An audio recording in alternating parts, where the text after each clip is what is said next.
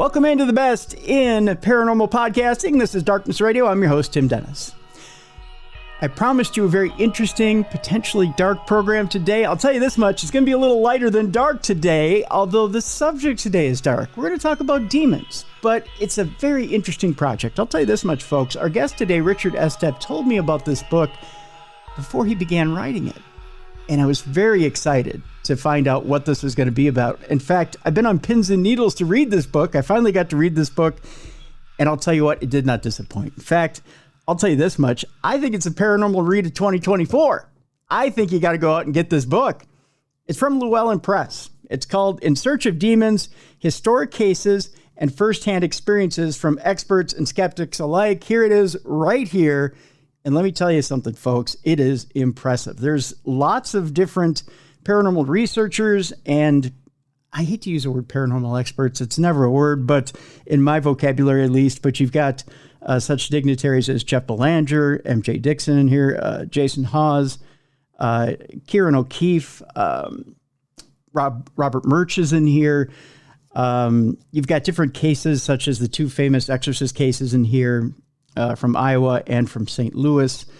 Much, much more. We'll talk about it during the program with Richard Estep. Let's get him in here as soon as we can. Richard Estep is not just the foremost author as far as crime and paranormal goes. He's also delved into history, and he is an up-and-coming and rising name in all genres right now. He is an incredibly intelligent and witty author who, when you sit down to read one of his books, you're riveted. I don't think you can sit down and not finish one of his books in one sitting. By gosh, you're going to be riveted to this one as well. This book is amazing, folks.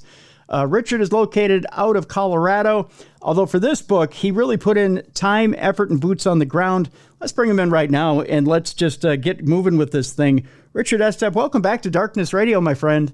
Hey, Tim, it's great to be back. Thank you for the invitation. You've outdone yourself, my friend, on this book. This book is something special, and like I said, I think it's a paranormal read of 2024. You really have outdone yourself with this book. Thank you, Tim. And there's some stiff competition out there. There are some great paranormal writers in the field. So I really appreciate your kind words. Let me ask you this right off the bat. So I think it's been proven through paranormal programming that there are two camps. And I think you went over it brilliantly with Jason Hawes. You've got the people who want non-demonic programming. You got the people who want demonic programming. You've got the people who want to keep it real, as Jason says. You've got the people who, let's face it, they want the demonic scares that you get. I'll just name Ghost Adventures. I'm doing it on my own. Why in 2024 write this book? And let's face it, In Search of Demons is not a book that skews one way or the other. You literally, as an agnostic, are out there trying to find the truth as to whether demons exist. And that's what this book is. You're out there trying to figure out if there is truth to demons. And you take a very fair and balanced look at the subject of whether this is a real phenomenon. And it's a brilliant book at that. So why in 2024 take this approach of staying on the straight and narrow and getting opinions from skeptics and believers alike? Well, Tim, I looked at, whenever I'm going to look at a book project, I always like to see what somebody else has written on the subject, because you always want to tread new ground. And there are plenty of books on demons out there, but they seem to fall into two camps. One was the unquestioning, believing, faith-based books that, many of them by demonologists that say demons are real, there is no question, and you better be afraid of them because they might be coming to get you. And then there are the hardcore skeptics that say there's no such thing, and you are foolish if you believe in them. This is the 21st century, grow up, which is a very blinkered and I think arrogant view. And it manages to insult the beliefs of half the human race, which is no mean feat, right? So I was looking for that book that trod the everyman right down the middle path, saying, what is the evidence? The only one I found, and I'm sure there are others out there, but the only one that I found during my search was Troy Taylor's book about the St. Louis exorcism. It's called The Devil Came to St. Louis. Troy, to his credit, as he usually does, lays out the evidence, tells you what he thinks, and lets the reader decide. So, I wanted to write that middle path, but rather than look at just one case, I wanted to look at the phenomenon of demons as a whole. Because whether you believe they're real or not, the fact that we have such widespread belief in them, they're such a part of our culture and our belief system globally, is worthy of study and further thought. Now, I find it interesting that coming from and you're not shy about it, you're not bashful about it, coming from the side of an agnostic, that you put yourself in the forefront of this book, and you put yourself open to plenty of criticism, which, again, I admire you for. And you put yourself and your own investigations in the forefront, talking about such investigations as the Villisca Axe House. And you put your experience at Villisca right there in the forefront as well. Yeah. I want to talk a little bit about Villisca first. Okay. And talk about that investigation to open up the program. And get your thoughts a little bit about Villisca without spoiling too much about the book. Tell us a little bit about the haunting, first of all, and what is it about it that would make you think that? And first of all, let's go over the haunting in general. Tell us a little bit about the haunting, and then I want to get a little bit into why this could or could not be a demonic haunting. Yeah, I mean, I'd investigated Villisca in person. I'd written a book about it a few years ago called A Nightmare in Villisca. And as part of that process, and I've spent, many nights in that house, as part of that process, I interviewed people that had various paranormal experiences there. Some said that it was, they think, an aggressive human haunting. Some thought it was more residual, a kind of echo of the tragedy that happened there. And then there were a number of people that said they had such horrific experiences there, they believed them to be demonic, including seeing a snake-like apparition down in the cellar, which, clearly that is not a human appearance, right? A snake-like entity. So I found that fascinating. And considering the evil events which took place in that house during the murders, it was something that I wanted to delve into a little bit further. I did not experience anything in that house I would consider demonic. I think there's plenty of evidence that evil took place there, but for sure it was evil that hid behind a human face. Now, you go so far as to say during the daytime, it's quite the comfortable house. It is. If you've ever been to that house, it's number one, I love that if you didn't know its history, you're walking in the door and you are back in time to early 20th century rural America. It just is amazing. The house is period appropriate. There is no electricity in that house still. There is no running water in that house still. So, you have to light it yourself. You have to go out to the barn to use the restroom or use any conveniences unless you bring your own power supplies. So it really allows you to kind of disconnect. If you leave your cell phone outside, it's like time traveling, Mm-hmm. Unfortunately, of course, the house has a real tragic history, and it's very clear that that's the case. You don't forget that, nor should you when you're inside that house. But yeah, you're able to forget sometimes. I've sat in there quietly reading before, just thinking this is what life was like circa 1910, 1915, 1920, before the modernity, before the communications revolution. So as it gets dark, I think that house can sometimes change character a little bit. I've slept in that house as well several times, and it's not a place that I would ever sleep easily. Okay. Now, when it comes to the actual case itself, the one main suspect that most people think committed the murders, there's a little bit of a controversy as to whether there's a little bit of mental illness with this person or whether it is truly some sort of I hate to use the word demonic haunting or a bit of a possession case. Mm-hmm. You bring out in the book, and again, we'll leave this to people to actually read the book to decide, mm-hmm. But whether this person had a touch of again, I don't want to use possession. I'm trying to find the right verbiage here, Richard, whether this person had a bit of influence, spiritual influence. That's the word I'm looking for. Negative spiritual influence? Yes, negative spiritual influence, or whether it truly was a bit of madness. We'll put it that way. Yeah, I think there are actually two main suspects, at least for my money. I know there were several. Okay. But, you have the man from the train theory, which is pretty credible. Mm-hmm. And then you have the Reverend Kelly, which is also quite credible too. Yes. In either case, neither of them was what we would call, could have been what we would call mentally well.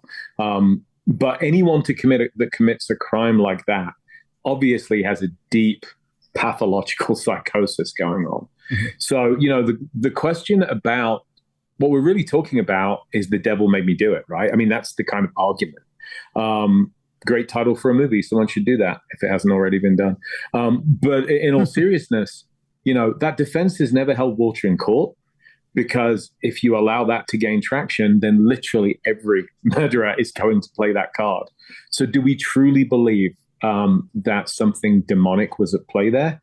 I haven't found any evidence to support that contention. And it's also worth noting, Tim, that the house really didn't have a reputation for being particularly haunted until the 2000s, when Darwin Lynn bought the place, and that's when the ghost stories began, because he restored it to its current state, which is a closer approximation to how it was at the time of the murders. So the house wasn't really the house as such as we see it today until the 2000s, and that's when paranormal enthusiasts started coming to the house. That's when people like us and your viewers started coming to the house. It got a reputation, and who knows what some of those people brought with them, and who knows what they did behind those doors. You don't know what they conjured, what rituals they did. Statistically, I'm sure some people did dark things in that house when they were in there after hours and locked in. And there's a bit of a hint of that in the book as well, that people might have done some sort of occult rituals in that house as well. The mind is also a terrible thing. We can point that out as well.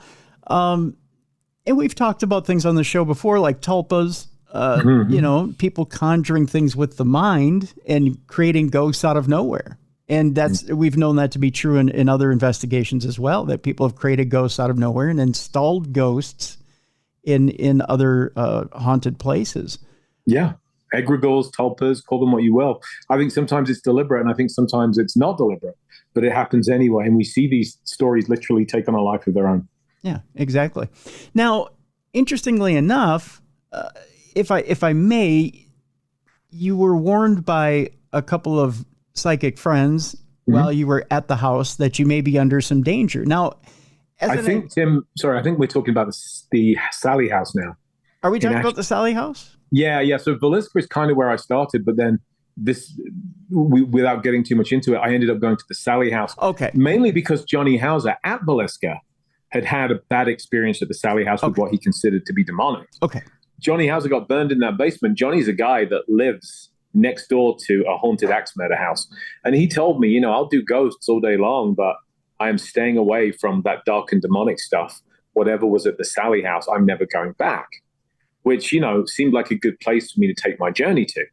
And we found evidence that somebody had tried to conjure something in that house. I found, for example, a doll that was pierced with pins for occult rituals with the name Zach written on it.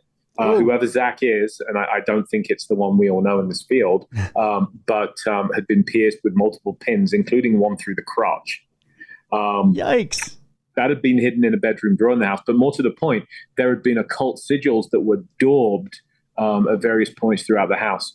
And I consulted with Michelle Belanger, who is the author of The Dictionary of Demons and who wrote the foreword to this book, and showed her the sigils. And she said, it's as if somebody knew just enough to be dangerous. It would be like if you watched an episode of Chicago Med, some kind of medical show on TV, and decided to try surgery for yourself.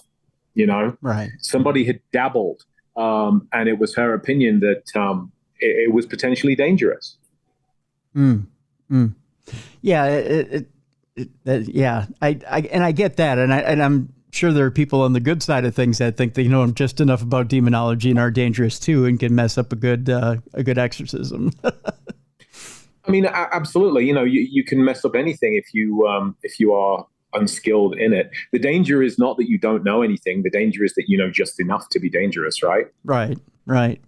But I'm sorry, and I mixed those two up, Sallie House and Villisca.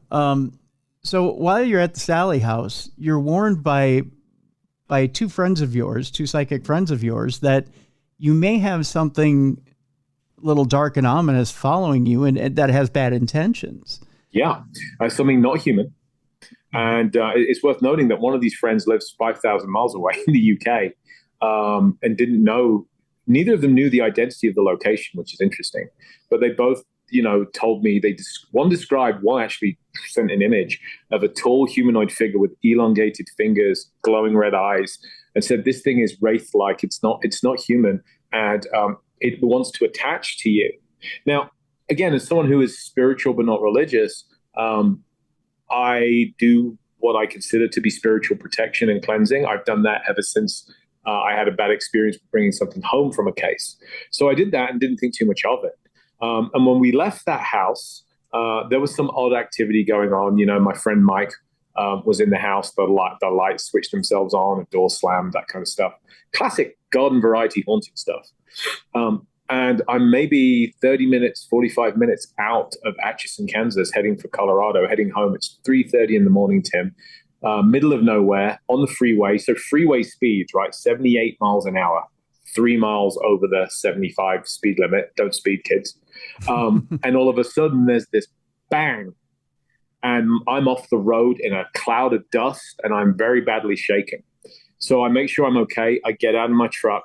I walk around, and I have brand new tires because I put a lot of miles on my truck when I do these book trips. I drive thousands of miles, and the driver's side rear tire was shredded. I don't mean flat. I mean it had just come apart at the seams. So when I collected myself, I got it looked at, the place that I bought them from, and they said, well, this is a zipper failure. The whole thing just came apart. They said, we rarely see this happen. It's extremely unusual. When it does, it usually is a super rare manufacturing defect, which is an entirely plausible theory in a brand new tire with less than 5,000 miles on it. But then I talked to my psychic friends who'd warned me, and they both said, the thing in that house does not want you to leave and tell its story.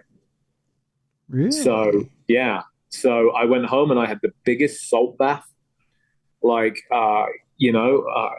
was just, I did the Himalayan salt bath and all the cleansing stuff and those kind of things because it's prudent to do so. I'm not saying there was demons, right. But I am saying the timing was, I was badly shaken. I could easily have been killed. Boy, was the timing something, Also, if you're going to talk about this in advance, I apologize for jumping ahead, but we look at the Earling, Iowa exorcism from the 1920s in this book. And one of the things which happened in that case was that one of the exorcists, I don't know if you recall this, was driving one day, a mysterious black cloud materialized in front of his face, and he crashed his car into a ravine. Yeah. That was believed to be a manifestation of the demonic entity which was possessing the young lady who was being exorcised, Again, what do you believe? It comes down to belief in the end, doesn't it? It does. Accidents happen, coincidences happen. But when people have been in the paranormal field as long as you and I, Tim, we also know this field will stretch your belief in the word coincidence right to its limit and beyond. We will get into Earling, Iowa in a little bit. In fact, we'll segue into that in just a bit. But I want to bring up something that you and I talked about before the show, and that's this. Throughout the book, there's one common theme that keeps coming up, and we had talked about the agnostic side of you, and that's this, that the one thing that comes up from one paranormal researcher to another, or one paranormal, again, I hate using the word expert, but I have no other word for it, from one paranormal guest to another in your book is this, that with agnostics and atheists, they have a certain level of protection because they don't believe in the demonic. So in a way, it puts up a little bit of a shield. So if you don't believe, well, by gosh, you're not in any danger of being harmed. It's the ones that believe. I'm sorry, I'll just finish this and I'll throw it to you. It's the ones that believe that put themselves in danger because they open themselves up to being possessed. Correct? Yeah, it's rare that you see exorcism. Very rare that you see, possession. In people that don't believe in possession. What interests me about that is, the saying that atheists don't get possessed. it makes me wonder how many times maybe they do, and maybe that is just written off as mental illness. Like maybe that's defaulted to as mental illness, or maybe some degree of belief is necessary, is a prerequisite for possession. I know that whenever I've investigated so-called demonic hauntings, I have this habit of looking at the bookshelves and movie collections of the people when I am asked to visit their residence. I'm immensely nosy. I love to know what people are reading, right? Mm-hmm. And if you don't have my books on your shelf, I'm heartbroken. I might slip one in. But it tells me something about your beliefs and biases. So more often than not, in these cases, I will look and I will see books and movies like The Conjuring, and The Demonologist, the book about Ed and Lorraine Warren. I'll see these people have a fascination with demons and the darker side of the paranormal, which may make them more vulnerable to it, but it may also mean they're more biased, more predisposed to believe that what's going on is demonic. That creaky floorboard you hear at noon in your well-lit living room is fine. You just write it off. When it's midnight and you've just watched Conjuring 2, all of a sudden it's easier to believe that, this is something dark and demonic. And I've seen people living in fear in their own homes because of that. So our beliefs can be liberating to us as humans, but I think our beliefs can also imprison us and shackle us to false realities sometimes too. So not if you're agnostic or atheist, you're not necessarily open to being possessed, but yet you are open to being haunted, which I find unusual. I mean, the door is open a little bit. And so when we get a little further down the line here in the program, I want to talk about why that is. Mm-hmm. And we'll get to that theory here in a bit, because there's some interesting people in the book who maybe leave the door open as to why that is. And we'll get into that theory here in a bit.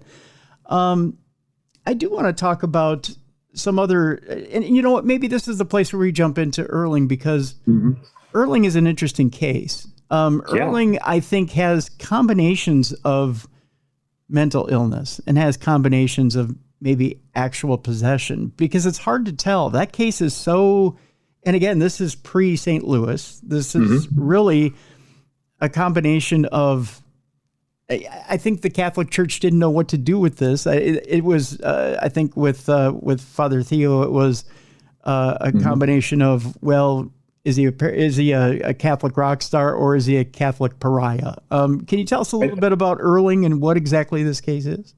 Yeah, and your answer is yes, he was both of those things. So Earling, Iowa predated The Exorcist by 20 years, took place in the 1920s, but the ergumen, which is the term for someone who's possessed, an ergumen, was a very devout young lady who had already had an exorcism.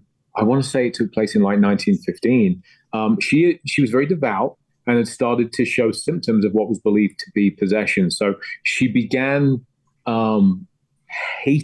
violently hating any signs of Christianity, any symbols of Christianity. So rosaries, crucifixes, prayer books, Bibles. In the church, she wanted to punch the priest in the face. She had these overwhelming violent urges, these blasphemous urges. She began speaking in voices other than her own, profanities, blasphemies, as again, we often see in cases of possession. So she was given an exorcism which seemed to be somewhat successful. And it fascinates me, Tim, because we often think of exorcisms as like one and done. But I learned that some people basically need boosters or top-ups at certain points in their life. So by the late 1920s, her symptoms were back full force. And Father Reisinger, Theophilus Reisinger, and Father Joseph Steiger were the two exorcists that took point on this. And they took her on a train to a small town called Earling, Iowa, which is in the middle of nowhere. Classic small town America. If you're a DC Comics fan, it's basically Smallville. Rural farmland, very nice, very friendly people. However, they're not overly fond on talking about this one thing for which their town is famous, which kind of sucks because there's a big Hollywood movie being filmed right now about this case starring Al Pacino. I believe Pacino's playing Father Reisinger. But anyway, this exorcism took place over the course of several weeks in a convent attached to the church. And the ergumen, who, again, there are a couple of names that she goes by, either Anna or Emma, Schmidt or Eklund. Her identity remains somewhat uncertain to this day, unfortunately. But she starts to show, again, the signs of possession. So this aggression towards members of the clergy, this hatred of God, blasphemous speaking. She starts barking like a dog, meowing like a cat, mooing like a cow, speaking in all these various different voices and animal sounds, as if she's containing a multitude of people.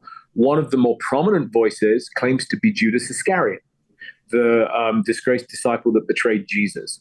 And Judas states that his intent in possessing Emma/Anna is to drive her to take her own life, which is what Judas is said to have done after having betrayed Jesus and being overcome with guilt. And of course, the church doctrine was very much suicides go to hell. So that was the stated intent. But then there were other voices and personalities, Tim. One claimed to be Beelzebub, Lord of the Flies, which was a higher great demon. Mm-hmm. And one claimed to be Anna's stepfather, and also the spirit of her stepfather's girlfriend. She claimed that Anna got possessed because she, the girlfriend, stepfather's girlfriend, had tainted her food in some way, which I found fascinating. Yeah. I'm always interested in what opens the door to possession. And the father's voice claimed that he had made inappropriate advances on his daughter and wanted her for himself, it's an awful and horrific thing. What it strongly implies to me is that there was a degree of abuse leveled against this poor girl when she was a girl by her own father, which, one can only imagine what damage was done to her emotionally and psychologically because of that.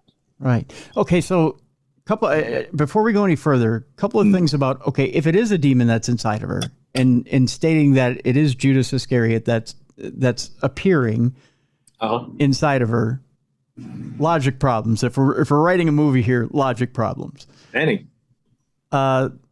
Didn't Jesus forgive Judas? I don't know. I'm not that up on my theology. But it's worth noting that Judas was not a demon, or at least in my understanding, He was a deeply flawed human.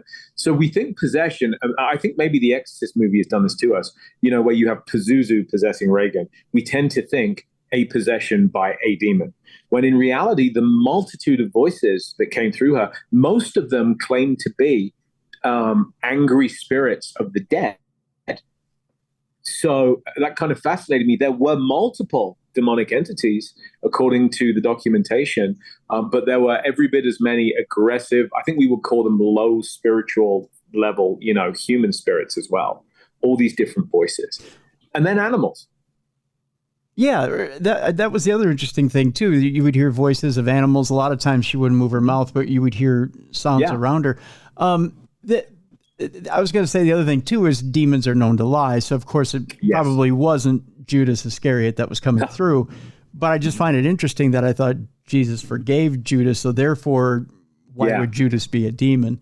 May I add, Tim, as well? I don't know if you've talked a lot or studied a lot on reincarnation. Okay. Yep. But it's interesting when you look at reincarnation cases, a lot of people that claim to be the reincarnation of someone, it tends to mostly be someone famous and high level. Mm-hmm. Like they tend to be, I am the reincarnation of Napoleon, of Cleopatra. There rarely seems to be the reincarnation of Jeff, who cleaned the public toilets, in Aberdeen, right? Right. There's always some kind of glamour to it, which makes me very suspicious. Not always, but frequently, which makes me a little bit suspicious of those cases. So, I think that in her case, I'm a little suspicious when you trot out Judas Iscariot. If you're a religious person, short of the devil himself, he's probably the ultimate bad guy, right? Yes. In the Christian story? Yes. Judas is like the most, forgiven or not, he is one of the most hated individuals in the Bible. Yes. With good reason. So, again, she wasn't claiming to be possessed by some minor functionary. Right. Beelzebub, Lord of the Flies, and Judas. It's suggestive. Yeah. Heavy hitters came by to possess her, evidently. Yeah. And we saw this, I know we're jumping ahead and we'll get to it, I'm sure, but we saw this in the St. Louis exorcism when the boy claimed to be possessed by none other than, quote unquote, I am the devil himself. Mm-hmm. Yeah. Ultimate boss battle, right, Tim? Yeah. I guess, when he's going to show up, he's going to show up, right? Right, but it also implies that these high-order demonic entities or their boss have nothing better to do than excursion into a teenage boy or a middle-aged woman in rural Iowa or St. Louis. That's your plan for global domination and winning the war, against the light, is you're going to go inside a middle-aged woman and swear at priests. Well, you've been to rural Iowa. Doesn't that feel like hell on earth to you, Richard? They were super. I think it felt very peaceful there. And I really enjoyed the people that would talk to me, which was by no means the majority of them, because they're quite frankly sick of their town having this association. But I asked, why would God, if you believe in God, of course, why would God allow this kind of possession? I see what's in it for the devil, this idea of taking away a soul from God, right? Mm-hmm. Judas kind of, or the Judas personality said that essentially the demons would win, the devil would win if Anna was driven to take her own life. That deprives God of a soul, and it gains one for the devil by damning her to, fire and brimstone forever. So I see how that works. Why would God allow this? The argument that was made in favor of God allowing this is a really interesting one, and I'd never heard it before.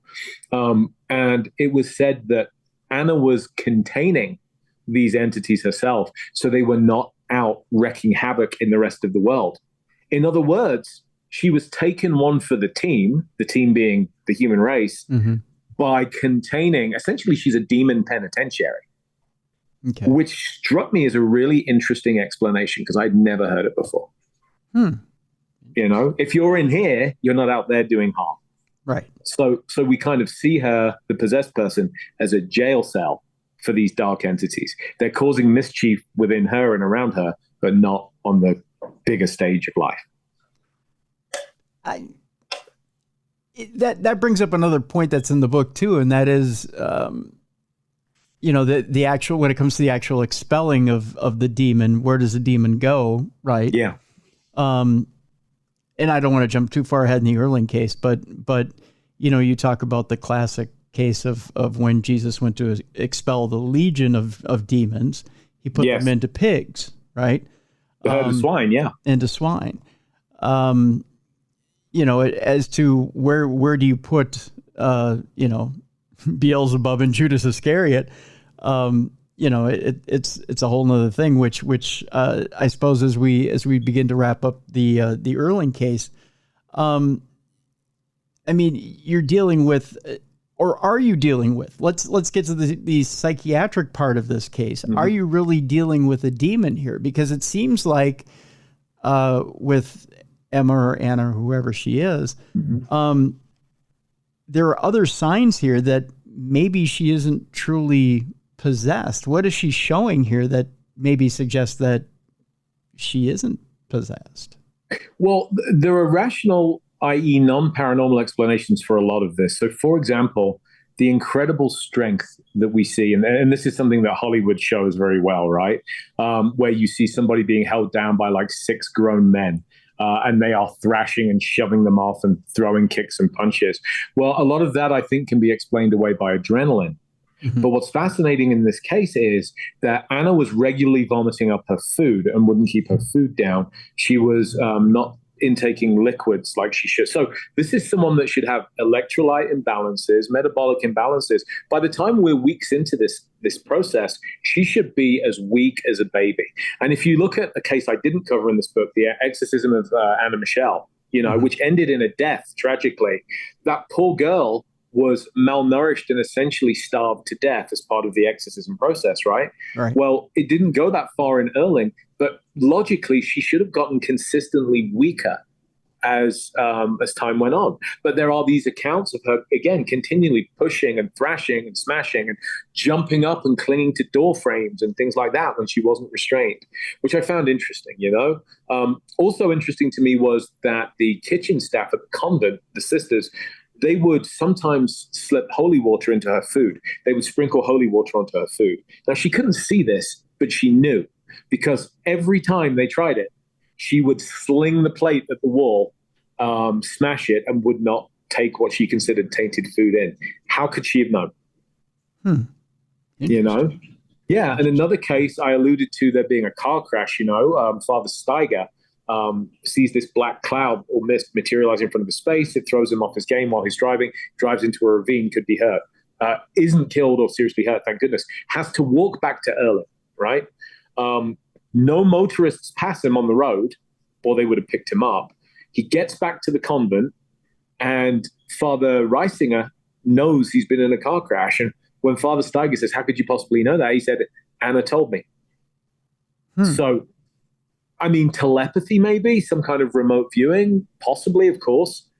But it seems very odd that the possessed person knew about something that she could not possibly have known by conventional means. Interesting. Okay. Yeah, I thought so.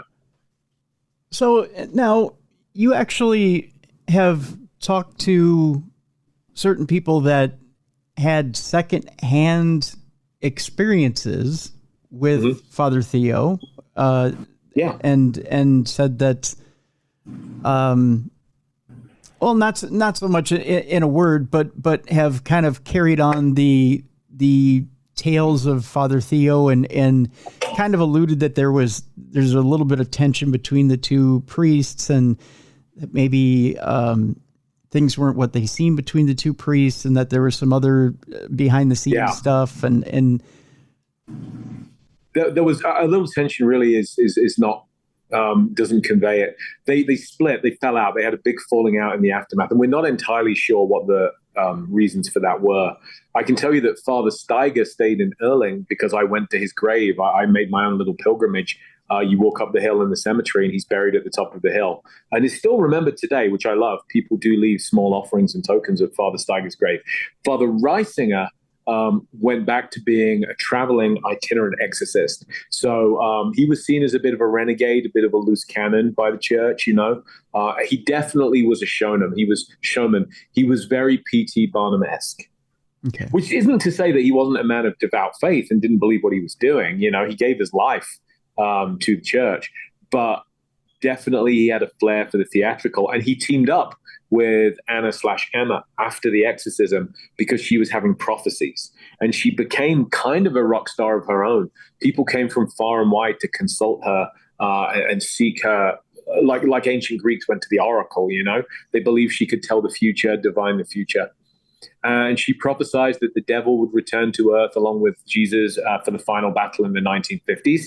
Spoilers, that never happened. Right. But this divide between Reisinger and Steiger was a very real one. It's unfortunate. Something happened over the course of that case, or how it was handled afterwards. And it's really sad. I find it, a great shame that they never reconciled. All right. Well, when we come back, I want to talk about a case where sometimes a demon isn't a demon. We'll talk about that when we come back. I also want to we'll get into the St. Louis case as well. We'll talk about that when we come back. And I want to talk about a particular person that you've talked to in the book that might have given you the greatest shock, and gave me a shock as well, Richard, and might have changed the way that I think about demons. We'll talk about a particular bishop in the book that has quite a shocking outlook as to what he thinks about demons, and might have changed the way I think we all think about demons. We'll talk about that to end the actual program today. The name of the book is In Search of Demons, Historic Cases and Firsthand Experiences from Experts and Skeptics Alike. It is put out by Llewellyn Press. We have a link to it in the description of this program. Go out and get it during the break. When we come back, more with Richard Estep right here on the best in paranormal podcasting. This is Darkness Radio.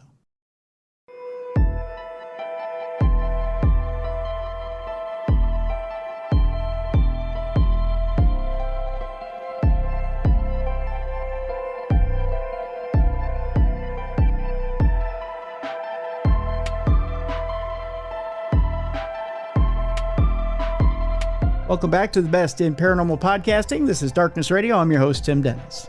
My guest, Richard Estep. The name of the book, In Search of Demons, Historic Cases and Firsthand Experiences from Experts and Skeptics Alike. It's got a foreword by Michel Belanger. It's got plenty of people that you, I'm sure, have heard of in this book, including Jason Hawes, Jeff Belanger,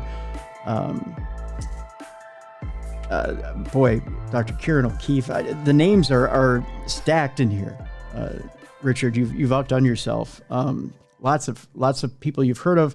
one of the people you may have heard of, that as I say it now, it's escaping me. Karen. Oh yeah. Yeah. Karen Dahlman. Karen Dahlman. Yes, we've had her on the show quite a few times. Karen Dahlman, people may think Ouija board, but Karen also has a day job in which she's a psychologist. And she deals with a thing called DID. Explain to people, Richard, what DID is and why it comes in handy in your book. It turns out that she diagnosed a particular person who had this disorder, which could be the reason why people may think they have a demon inside them. Yeah, it's important to not just cover the kind of spiritual aspects of the subject of demons, but you have to look at the psychological components too. So DID is what used to be called multiple personality disorder, where an individual splinters their personality into several parts. Usually, as a result of severe trauma, it's a protective mechanism.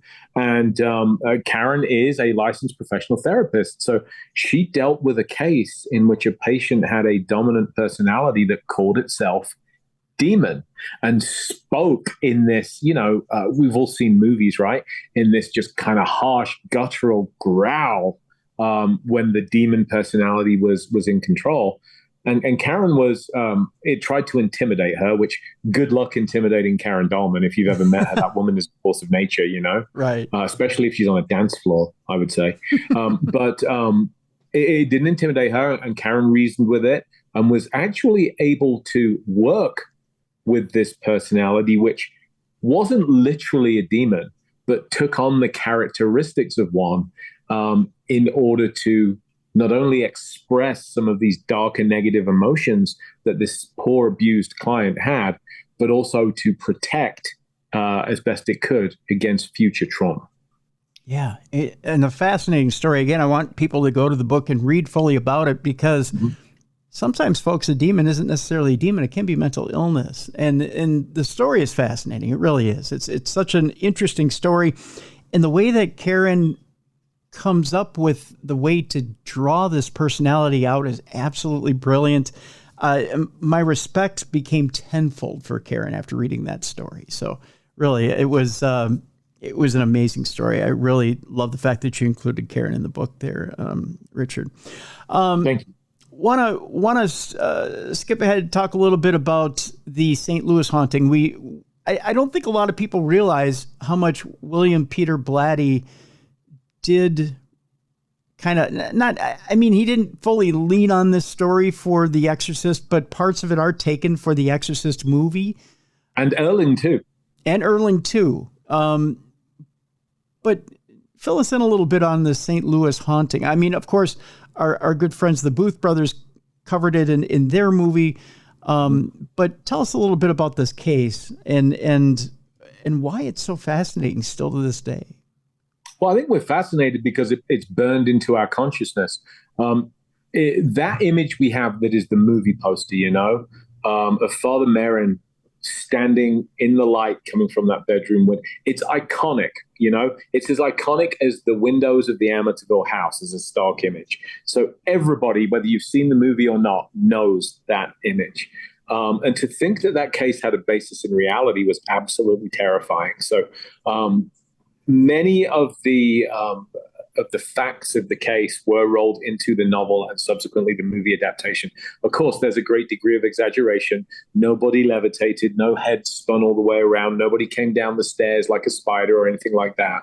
But if you look at the symptoms displayed by Emma/Anna in Earling and by Ronald Hunkeler in St. Louis, you mishmash them together, you get the movie The Exorcist, almost unquestionably. So this was a teenage boy, and in 1949 had begun to show signs of what was believed to be demonic possession.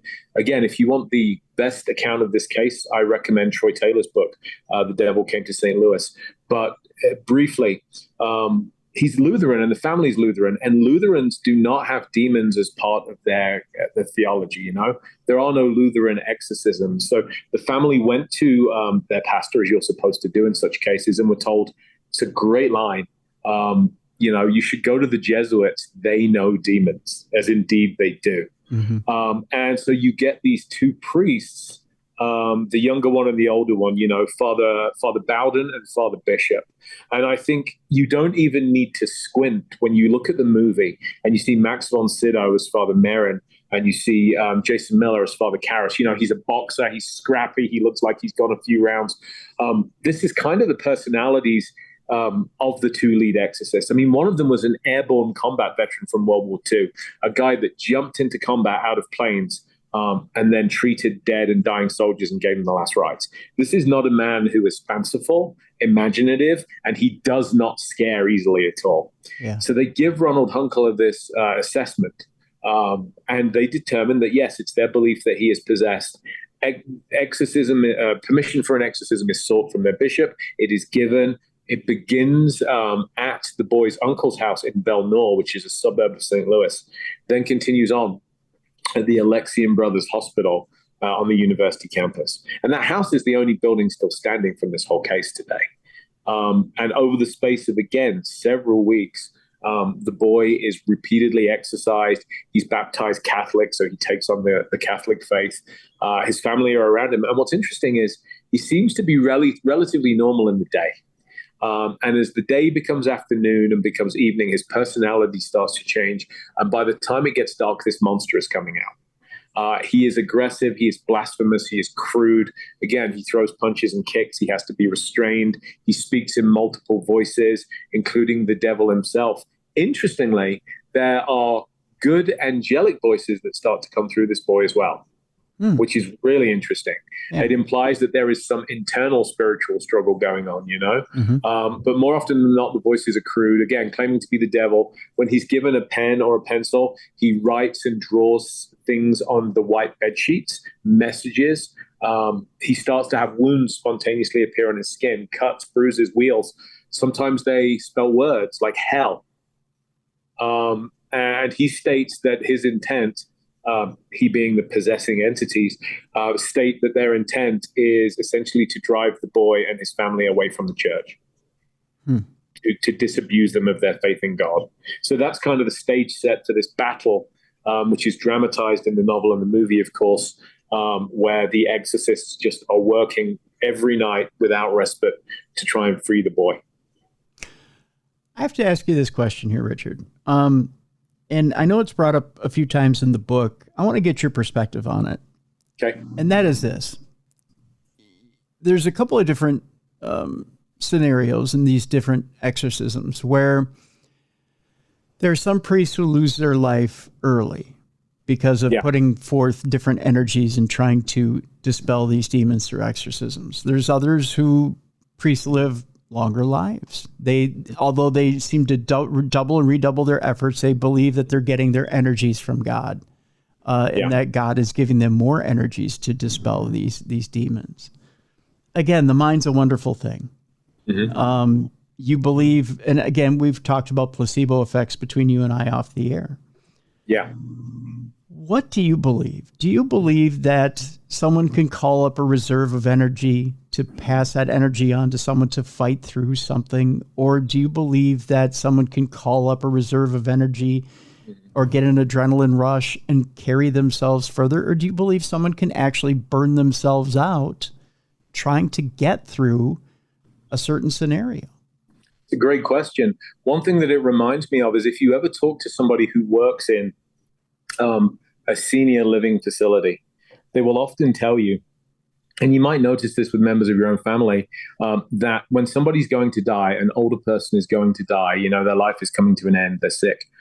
They will often live to see an event that has significance for them, or they're looking forward to it. Maybe it's the birth of their first great-grandchild. Maybe it's just Christmas.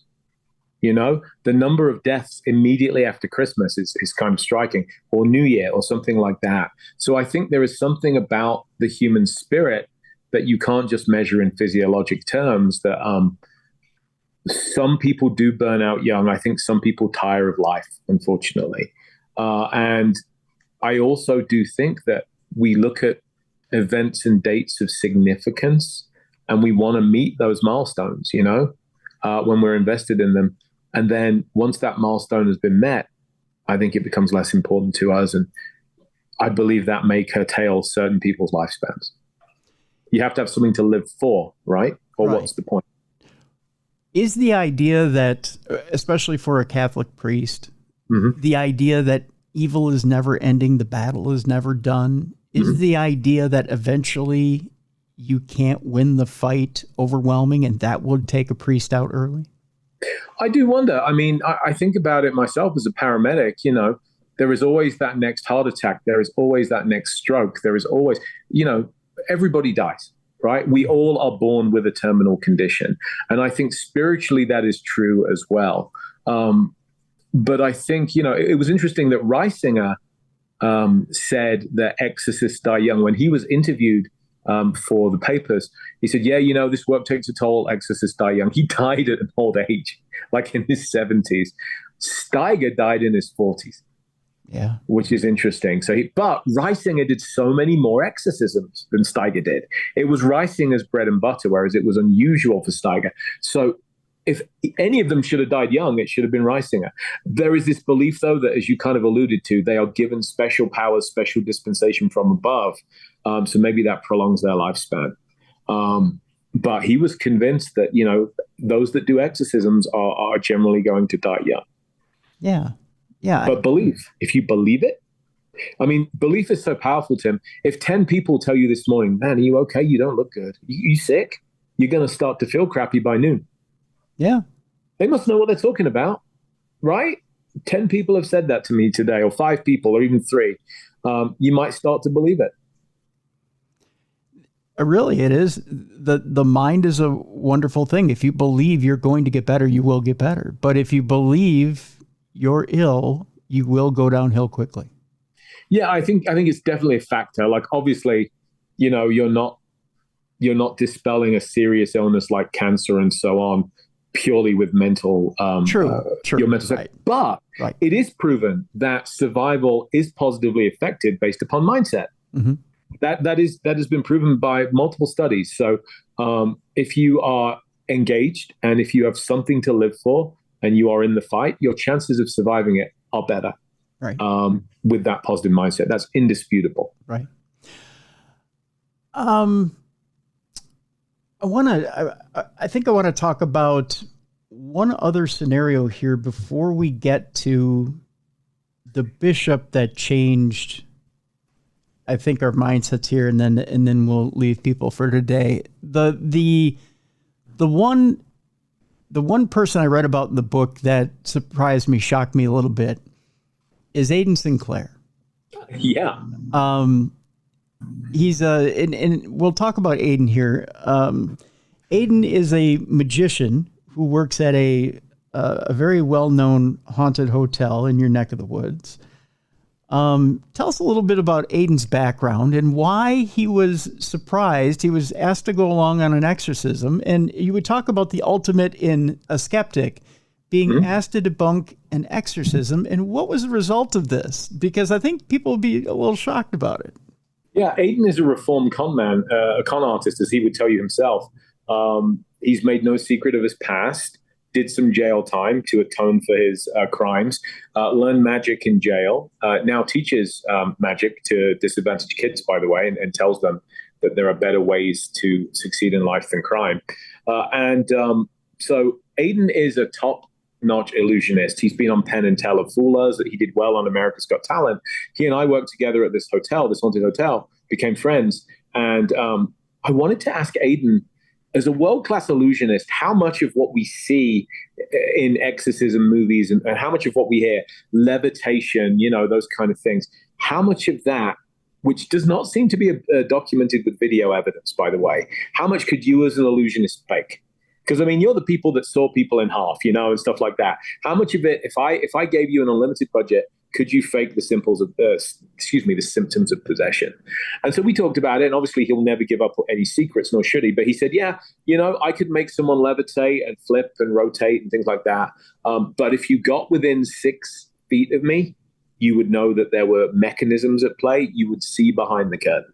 Like, you would not be able to sustain that in a room full of people who were gathered around you within touching distance. So that was useful information, you know? Right. And Aiden is very skeptical. When we started at this hotel, he was not a ghost guy. He changed that view after working there for several years, and now has a multitude of ghost stories. But the key thing is that he casually told me, "Oh yeah, I was asked to be an observer at an exorcism once in Wyoming. The church asked me to go and look and see if there were signs of fakery afoot," which I think is brilliant. You know, the church making an honest effort to determine if this was a credible case or not. So Aiden went to observe. It was a female. Again, as we see in so many of these cases of possession, fine during the day, but as it gets dark, as night falls, this other personality, this mindset takes over. And Aiden is watching this woman take on a different personality, get aggressive. They're having to hold her down because she's thrashing. We've all seen this in the movies and on TV. And remember that as an illusionist, sleight of hand is his thing. You know, he doesn't just pull rabbits out of hats. He is great about making you think something is in one hand and not the other. That's what he does. Right. So he has a St. Michael with him, a protective medallion, St. Michael the Archangel. And he gets within touch. He's behind this lady. That's the key thing. There's no way she could know it. And he's got this St. Michael palmed, and he slips it into the pillowcase, under the pillowcase. He steps back, and the priests and people in attendance allow the ergumen, the possessed lady, to rest her head back. Her head touches the spot on the pillow beneath which lies the St. Michael, and she yowls like she's been burned. Ooh. Like he has burned her. Now, there's no way she can know he slipped this thing into her pillowcase. And he said, I have no explanation for it. And I asked him, you know, do you think what you saw in that room, in that place, was a genuine case of possession? And he would not nail his colors to the mast, but he said, I don't have a good explanation for it. And this is a man who sees through trickery, who plans trickery. You know, that's his everyday. So it impresses me that someone so skeptical and such a keen observer, someone so meticulous and detail-oriented, was not able to explain the behavior of this supposedly possessed woman. Yeah. And also it's worth noting, Tim, that Aiden is a former paramedic, as I am. Yeah. So he's familiar with behavioral crises, emergencies, psychoses, things like that. He said that that was not sufficient explanation in his view either. Yeah. I find that particular chapter fascinating, that he tried to break down everything with her, everything medically, psychologically, went through it thoroughly, and yet still had no explanation, was not quick to say demon, didn't say the word demon. Didn't ever say the word demon. Never said the word demon. Never came out of his mouth. But I don't know, in the paranormal field, I don't know, I think is the single most powerful phrase we have. Yeah.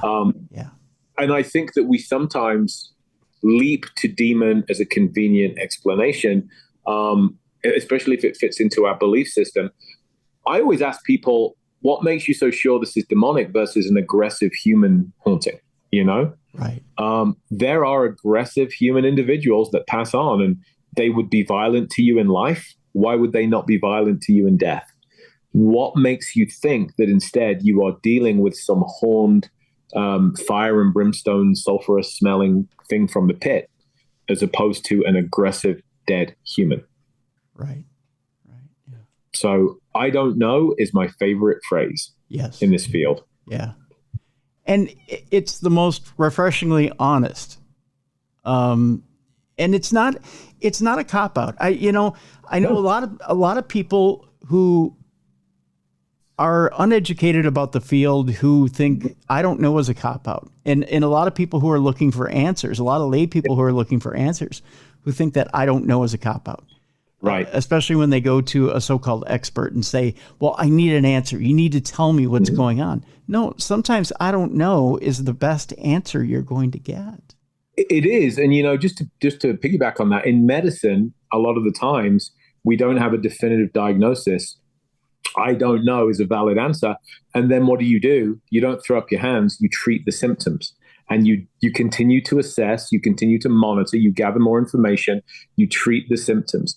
And one phrase that really stuck with me was someone who is a qualified psychologist, who I thought would definitely be more on the skeptical side and was, but the phrase was, if an exorcism might make them feel better, give them an exorcism, which I thought was wow.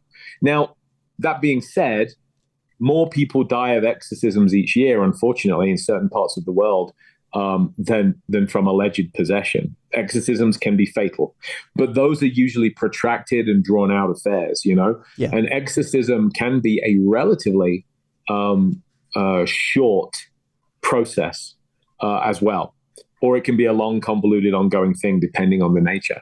But I think it's not, if a person believes they are possessed, whether they are or aren't, and if they receive an exorcism and it does them good, I don't care what I believe. I don't care what you believe. If it's beneficial, give them an exorcism. Yeah.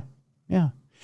And I believe it's the person we're about to talk about next, or it might have been someone else, who said an exorcism should only be a brief thing that happens once or twice, and then the offending spirit is gone. It shouldn't be something that happens repeatedly over and over and over again over years and years and years. If it happens over and over and over again over years and years and years, you're looking at some sort of mental issue. And I'm trying to remember who it was who said that. Was it Bishop Brian Owlett? I would have to go back and check. I don't recall who made that exact statement, and remember, it's a year since I wrote this book. But I will say this, that we have to consider mental illness as a cause. And because you have mental illness doesn't necessarily mean you aren't dealing with something paranormal, right? I've never understood the idea that if somebody has a history of mental illness, that makes them an unreliable historian, or it makes them somehow questionable. I mean, you factor it in, but I have mental illness. I'm a diagnosed depressive. I take medication for it. And there's a real stigma to it.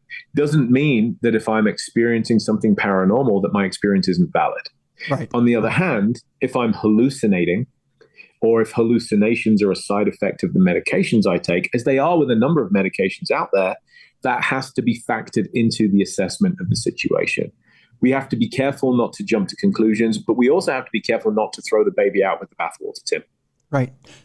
That's a brilliant segue into Bishop Brian Owlett, who I think has actually changed the way that I see this issue. Now, there's a couple of different people who contribute to this book who have changed the way that I've started to think about this whole demon issue, and the way that we are bringing things upon ourselves. And you and I talked about it a little bit, and I know my theory was a little discombobulated to you here, Richard, so I guess I'll try to explain it the best I can the second time around.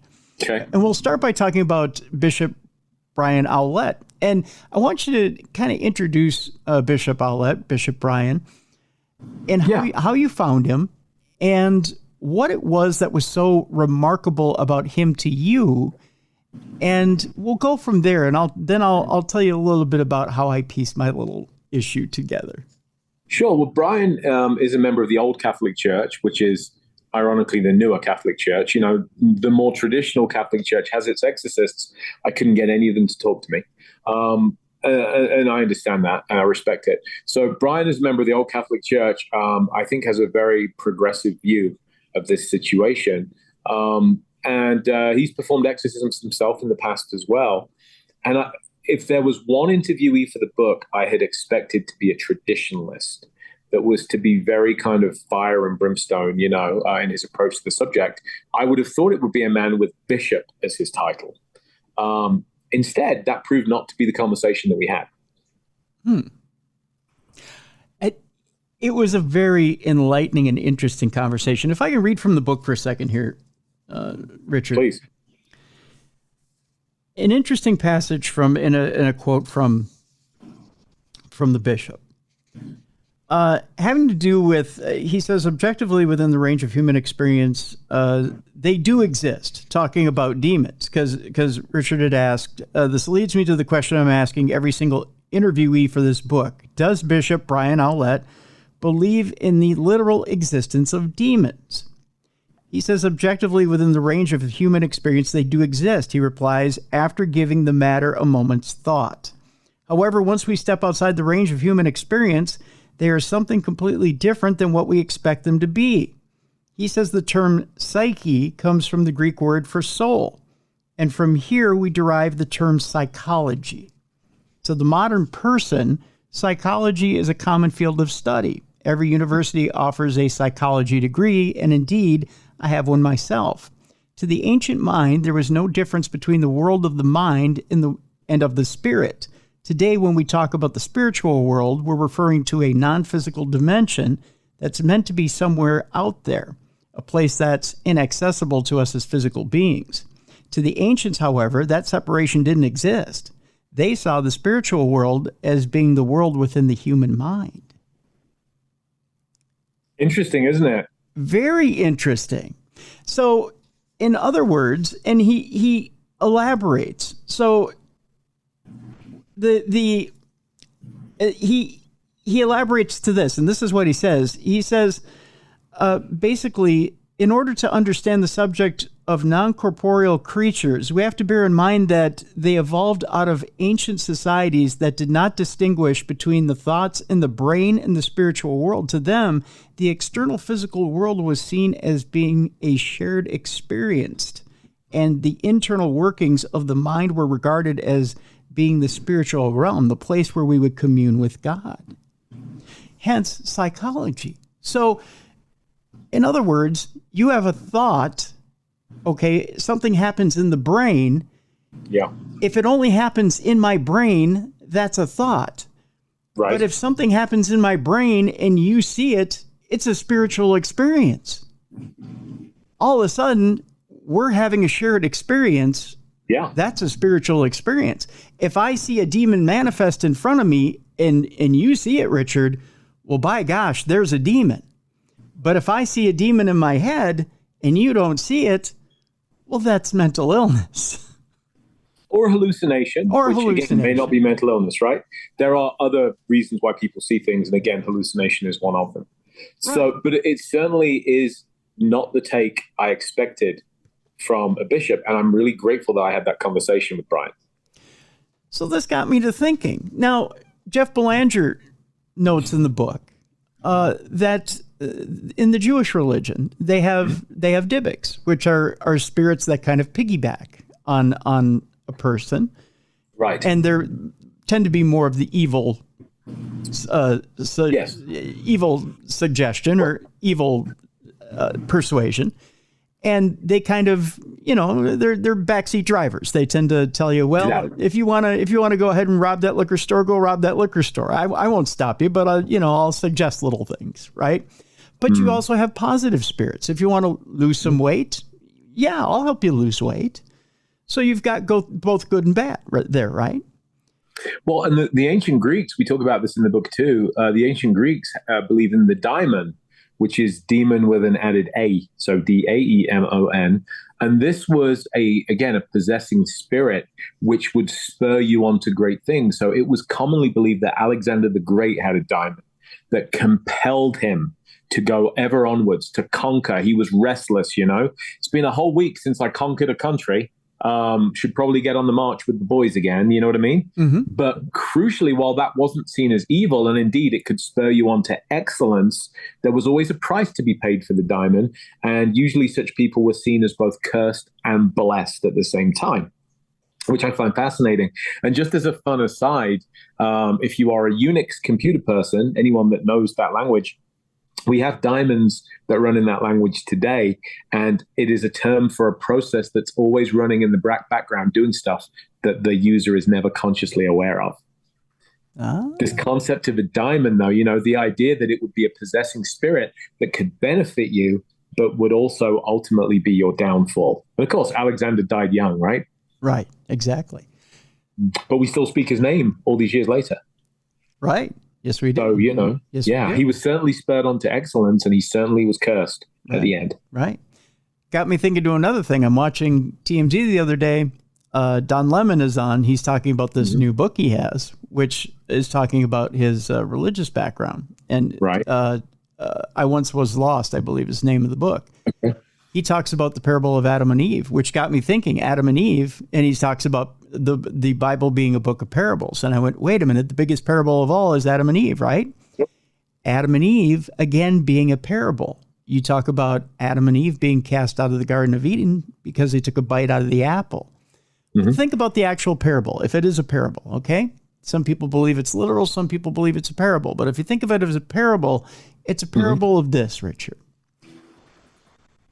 And it got me thinking, if we're talking about these spirits that go along for a ride, like a Dybbuk, or us actually accessing something that God didn't want us to access. Right. Okay. We didn't take a bite of the apple, but what we did with our minds, and we're talking about what Bishop Brian is talking about, we actually tapped into something we weren't supposed to tap into with our minds. We opened a portal. We opened a portal to something evil with our minds. We're supposed to tap into something good. We're supposed to be able to tap into God. That spiritual connection. Psychics do it all the time. They tap into the spiritual world. They make that connection with God. But we weren't supposed to tap into the evil side of things. Whether you believe it's demons, whether it's the lower forms of things. Again, I hesitate to use the word demon. I want to say lower forms of spirits. Dybbuks, call it what you will. Lower forms of things. I won't say demon in this case, okay? Just the bad things. We'll say bad things. I believe in a universal balancing, yin and yang, okay? So we tapped into the bad with the good. In that parable, God had to cast us out, let's say, into the real world. We won't say out of paradise, but into the real world, into the cold, to teach us that, hey, you now need to know balance. You have to go out on your own and find out for real what it's like. You have to find balance now because you've chose to see what both sides are like. You now have to live with both sides. Right. You have to live with everything because you chose to tap both sides with the mind. Now you get to drive the ship. You have to deal with both. You get to choose. Again, quantum mechanics, you get to drive the ship with your mind, okay? So we get to form this world based on our desires, based on our thoughts. We form the world around us. Hence, like you and I were talking about before the show, somebody decides they want to shoot up a school. And I hate to use this example, but this is the most violent one.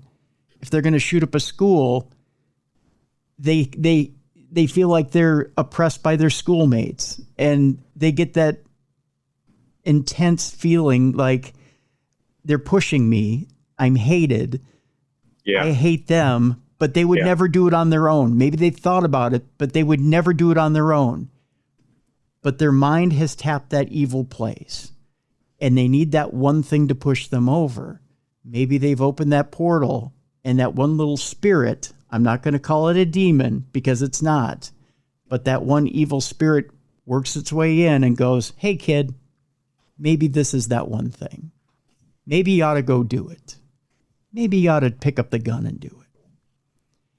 It's that little Dybbuk that latches itself on and says, why not?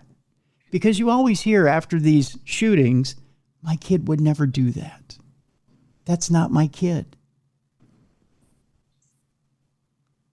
Maybe that kid has a mental illness issue. Maybe that kid has other issues going on, but it was that one thing that put him over. I don't have the answers, folks, but I'm just saying, maybe through our minds, we push that portal open, and that's what brings in that spirit. It's a theory. I don't know. I don't have all the answers. Again, there's that I don't know, Richard. Thoughts? Yeah, let me offer a counterpoint to that, Tim. Yes, go ahead. When it comes to the one thing that pushes somebody over the edge, I think that before we go near a paranormal explanation, let's look at ourselves. And I also think that when you look at someone who's, whether they're mentally ill or not, whose life has spiraled out of control, who has become a hell of maybe their own making or somebody else's, or more likely, a whole perfect storm of bad circumstances. sometimes it's an unkind word or a post or something that another human does which pushes them over the edge. So we might not be able to control paranormal aspects, but I think if we're all a little kinder, if we are all a little more aware of what we say, especially in the times we live in now, when times are troubled, we can all agree, and we're at each other's throats more than we ever have been before. If we can go the extra mile to be kind and compassionate and not cruel or callous, I think that we can make great strides with one another as humans, and let the demons look out for themselves. Fair enough. That's a good perspective too. I'm not saying every school shooting is a demon or a Dybbuk or anything like that. I'm just offering another perspective as to why the world's going to hell in a handbasket. Because right now we may be living in hell. You never know. But I completely respect your outlook on things as well. I mean, it's, again, another theory, just another theory. Again, I want to tell people, go out and get the book, because again, fair, balanced look at this whole phenomena of demons and whether they exist or not. In Search of Demons: Historic Cases and Firsthand Experiences from Experts and Skeptics Alike. It's put out by Llewellyn Press. Go out and get it right now. Richard Estep has been our guest. Richard, I just want to add one last note. As we're taping the show today, it is September 11th. You are a paramedic. I want to thank you for your service and everything you've done over the years. I know it's a somber day, and I know you took time out today from this somber day to tape with us today, and I want to thank you for everything. Thank you, Tim, and a big thank you from both of us to everybody that's standing watch out there in the 911 system, and also everybody that is in uniform and keeping us safe. We appreciate you today of all days. Yes, absolutely. So thank you, everybody. That'll do it for today. Want to remind you as you head out for the weekend to be sure you thank a first responder this weekend, thank a police officer, thank a member of the fire brigade, thank any of the members of the 911 system, like Richard said, for their service, especially this week, and for everything they do in light of the events of 9/11 and the anniversary of 9/11. I know, unfortunately, it's this anniversary that brings it up to the forefront, but I know we've had a lull in this country, thank God, of any terroristic activities on our soil. We're fortunate that we have such a good military and police force in this country, that we're able to enjoy freedoms in this country, that we're able to enjoy peace in this country, that we're able to have some semblance of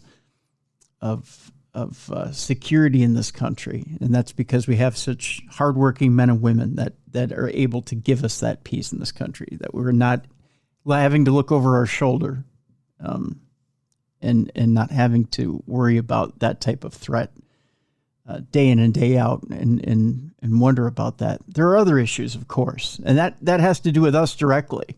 And of course, the world's not perfect, but I mean, this isn't the soapbox to be standing on right now and the thing to be standing on. But thank God we do have those people in our country. And thank you, if you're one of those people that's listening to this program, from the bottom of our hearts here at Darkness Radio, for being there for us. It's greatly appreciated and never overlooked, and appreciated every single day. And again, thank you to those military members that are out there fighting domestically and overseas for our freedoms. That's never overlooked, and that's greatly appreciated. So thank you to each and every one of you, those who have served and continue to serve. We greatly appreciate you as well on this week and every week. That enough can't be said. I may be stammering through it, but enough can't be said. Coming from a military family, I can't say enough. I really can't. I'm appreciative of my freedoms every single day, and I continue to thank people privately for what they do, and thank my friends. I have friends who have served and thank them as well, and I can't tell you how much I appreciate my freedoms every single day, especially to do what I love to do for a living and do that every day. And I'm able to sit here in front of this microphone and yammer to you guys. I love being able to do that every single day. It's the American dream. I love living the American dream and love doing this for you guys. So thank you so much to all of you who work so hard to give us those freedoms. Thank you. All right. Off the soapbox and into the weekend. Going to be a great weekend. Man, we're in fall. And I want to address something real quick. A lot of people this past weekend with the beginning of the NFL season have hit me up and said, Tim, what about NFL predictions? Here's the deal, folks. I know Bruiser's on hiatus right now, so I haven't really broached the subject with him. And I haven't broached the subject of the psychic pups or anything like that because he is on hiatus right now. I can talk to him about it and see if he's willing to do it, but it took a little bit of a time commitment last time. And the other thing was, towards the end of the season, the pups were getting a little tired. I'm just being honest with you. So I might talk to Bruiser about it in a few weeks because it was a thing where the pups were getting tired towards the end of the season. And I'll see if it's a time commitment that even with everything he's got going on that maybe they'd like to do. I know Mrs. Bruiser was quite excited about doing it as well. So I'll see if maybe it's something they want to do on the side, and maybe it's something that we can get him to maybe record a segment on. Maybe he'd be interested in it. I'm not quite sure. No promises. My guess is probably not with everything that's going on, but we'll see. We'll see. The other thing is, too, I think in order to do it, we probably would need a sponsor. That's right. We probably need a sponsor or two. So if you have your ears on and you can get a sponsor for the big program in order to do it, well, I think that would make it much more feasible to do. The other thing is interest. We need your interest in order to do the segment.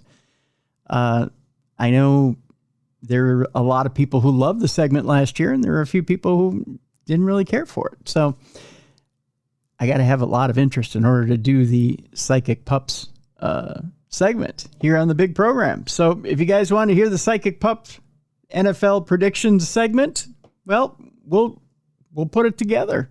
I just need to know. Tim@darknessradio.com. Let me know, and you know what? We can do the NFL picks this year. But I gotta know that there's some interest there. So let me know. Tim@darknessradio.com. Send me some emails. I want to know if you've got interest in wanting to hear that during Supernatural News this year. What else? Check out the store. There should be, I know I'm a little slow in putting it up, but we've got new product. I've got some new signs. Got a Captain Spaulding sign. I've got new movie monster signs. I've got a great canvas sign, by the way, that has to do with Jason from Friday the 13th. I've got very few plush. Well, you know what? I'm going to leave it for the website. Check it out, though. darknessradioshow.com. Go to the store. There's some good stuff there. We'll put it that way. Let's see. What else? Anyways, with fall, there's lots of good stuff coming up here. But be sure with fall coming up and the nice weather and all this other stuff that you're looking out for your friends and your neighbors that may be disabled or elderly that may need that help, both inside and out the house.